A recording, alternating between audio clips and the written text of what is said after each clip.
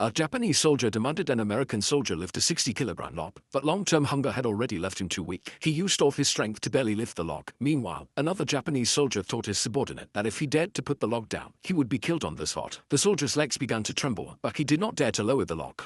But he was not afraid of death. He was defending his trampled dignity. As time passed second by second, the soldier held on for a long time through sheer willpower, and his comrades were all impressed by his perseverance, casting admiring glances. The face of the enemy officer gradually changed from arrogance to fear. At this moment, all the prisoners of war stopped what they were doing and came to cheer for him.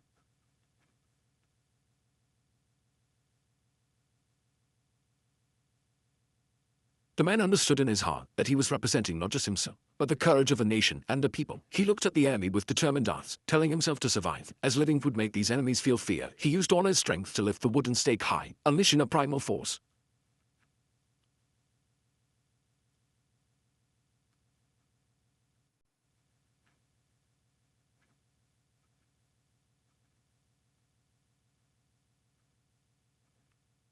His name is Louis, born in 1917 in California, USA. From a young age, he was a mischievous child, but he had a skill of running very fast. With this skill, he could always get away unscathed after causing trouble. Now, his biggest hobby was peeking under girls' skirts while watching the game, enjoying both without a care. But that day, he was caught by the administrator. He skillfully jumped over the railing and started running, and this scene was witnessed by his brother, who was training. His brother immediately recognized Louis's extraordinary talent and invited him to join the school's track team. However, Louis refused because everyone thought he was a bad kid, and no one respected him, unlike his outstanding brother. But his brother directly taught him.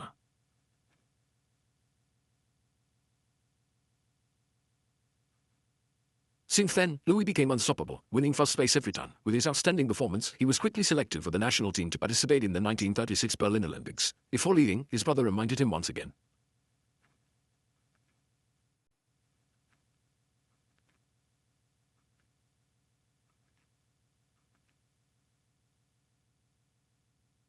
Olympic Sumiga. But when facing world-class athletes, Louis still seemed to have some gap. He was left in the last position, and his family was very anxious for him as they listened to the broadcast. But in the final lap, Louis showed incredible explosiveness, not only surpassing one opponent after another, but also breaking the world record. Everyone was happy for him, from being considered a bad kid to reaching a moment of glory in the spotlight. Louis underwent numerous transformations, and at this moment, he was filled with hope for life. But the good times didn't last long, as World War II broke out at this time. As a passionate young man, Louis resolutely chose to enlist and became an Air Force bombardier. But during a mission, the plane malfunctioned and crashed into the sea, with only 3 people surviving. How the lifeboat was their only hope for survival. They gathered all the food and water, and to last longer, Louis precisely calculated their daily intake, so they could hold out a bit longer, while waiting for the rescue team to arrive. But even by the 7th day, the rescue team still hadn't arrived, and now all the food was gone. They had to face hunger, lack of water, high temperatures, and storms. Like this, they drifted at sea for 15 days. Just when everyone was in despair, a large bird suddenly flew over. Louis slowly raised his hand and seized the opportunity to grab it. The 3 of them quickly subdued it together. However, the taste was so bad that they vomited before even eating it. Because the seagull tasted too fishy, they couldn't eat it, so they used it to fish, and they actually caught one. To survive, the man caught a shark from the sea with his bare hands, then stabbed it to death, finally having a full meal. When thirsty, they collected rainwater from the sky. In the blink of an eye, they had been drifting at sea for 27 days when suddenly a plane appeared in the sky. However, the 3 of them no longer had the strength to shout, so they could only fire their last signal flare. Before they could even rejoice that they were met with merciless bullets, whizzing sounds. Ishifai denne come up high the itchid shifat. The 3 of them immediately jumped into the sea to hide, but the sea was full of sharks. Fortunately, the blood from the hit shark made the enemy think they had hit their target, so they turned away, allowing them to escape. When they climbed back onto the life raft, they found it was riddled with holes, so they had to pump air and desperately need halves. A moment of inattention, and they almost got bitten by a shark. It is unknown how long they had been at sea, but one comrade ultimately couldn't make it and had to remain there forever. They gave their comrade a burial at sea. Time reached the 45th day of drifting at sea, and the once strong American soldiers were now just skin and bones.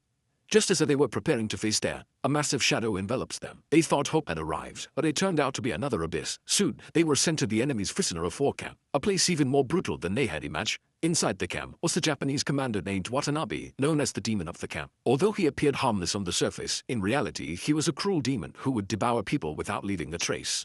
Louis just glanced at him in the crowd how was poured out, immediately receiving a blow from a club, but Louis still stubbornly gone up. Seeing Louis's stubborn character, Watanabe liked him even more.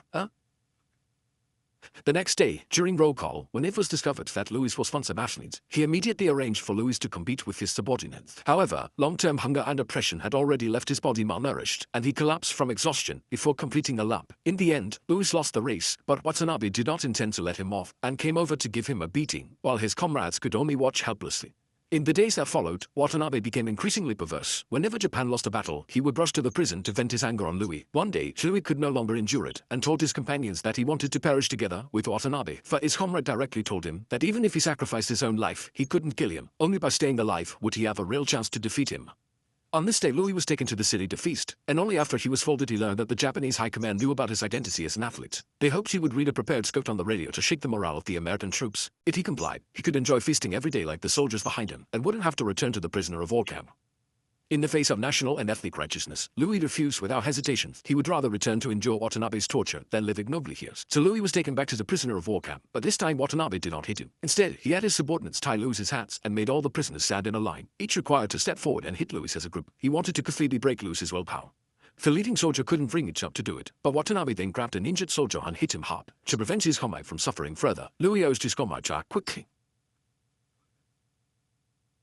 His comrades had no choice but to helplessly hit Louis in the face one by one. Louis was beaten to the point where he couldn't stand, so Watanabe ordered 2 soldiers to hold him up, and they continued. They kept hitting him from morning until the sun set. No matter how Watanabe tortured him, Louis refused to give in, because he knew that living well was the greatest revenge against Watanabe. That day, Watanabe came to Louis and told him some good news. He had been promoted to colonel and was being transferred away. He came to say goodbye to Louis and asked if it was a good thing or a bad thing. Seeing this demon finally leave, all the prisoners of war breathed a sigh of relief. But the good times didn't last long. As the American military continued to advance, the prisoner of war camp was bombed by the Americans. Everyone thought the war was about to end, but what awaited them was another prisoner of war camp. Here, in the icy and snowy land, with the freezing cold, they had to dig potatoes. Just as all the soldiers gathered, Louis saw a terrifying scene. When Louis saw Watanabe again, he was so frightened that he collapsed to the ground. When Watanabe saw his old friend, he didn't hold back at all and immediately hit him with a club. They had to walk here for over 10 hours every day, and a slight mistake could lead to fall into their death on the spot. He just wanted to gradually destroy the willpower of these American soldiers to completely break their spirit. Watanabe also ordered his men to deliberately push Louis down the stairs, causing him excruciating pain. But Louis could only endure and continue watching. As the Japanese army faced repeated defeats on the battlefield, Watanabe, in order to vent his anger, once again found Louis and made him lift a 60-kilogram wooden beam. Every day, he walked intensely and didn't have enough to eat, so Louis's strength was already exhausted. Yet Louis still struggled to lift the log, and Sony placed it on his shoulder, but Watanabe told him to lift it over his head. And he told his subordinates that if he dared to put it down, they should shoot him. Louis's legs began to tremble, and his consciousness became blurred, but he knew he must not fall. He wasn't afraid of dying. He was afraid of the American soldiers' willpower being destroyed by the enemy. Everyone started watching him, cheering him on. At this moment, Louis knew he was not fighting alone, but for the dignity of a country, a nation. Watanabe began to feel fear. He couldn't believe the man before him had such strong willpower. Despite trying to break him for so long, this man's willpower remained so strong. Louis's body could be defeated, but his indomitable willpower could not be.